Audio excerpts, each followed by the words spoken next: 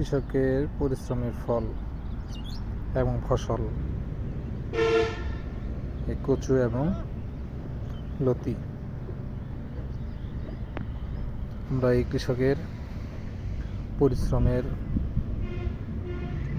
ফসলকে আমরা অর্থনৈতিক উপার্জনে গড়ে তুলতে পারি এবং আমরা এই কৃষকের ফসলকে আমরা প্রসেসিং করে এই লতিকে আমরা দেশীয় এবং বিদেশি মুদ্রায় আমাদের এই দেশীয়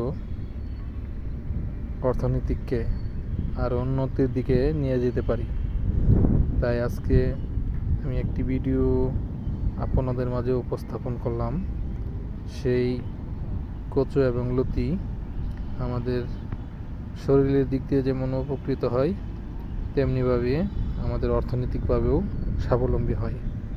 আমাদের এই দেখেন কত কষ্ট, রোদে পুড়ে বৃষ্টিতে ভিজে আমাদের এই কৃষকগুলা উৎপাদন করতেছে। তাই এদেরকে সালাম এবং শ্রদ্ধা জানাবেন সবসময়, এই আশাই করি। কারণ এই কৃষকগুলোই আজকে আমাদের এই অর্থনৈতিক বাংলাদেশের উৎপাদনের একটি মূল চাবিকাঠি হিসেবে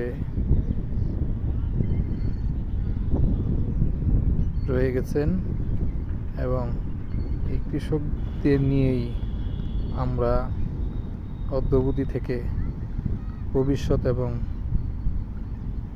আমরা এগিয়ে যেতে পারি এবং অর্থনৈতিকভাবে আমরা যেন স্বাবলম্বী হতে পারি। এই কৃষকের এই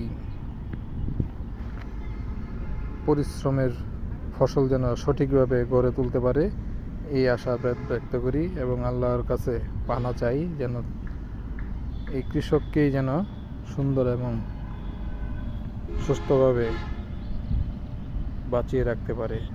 তার উৎপাদিত ফসল যেন দেশীয় এবং বিদেশি মুদ্রায় যেন আমাদের বাংলাদেশ গড়ে যেতে পারে।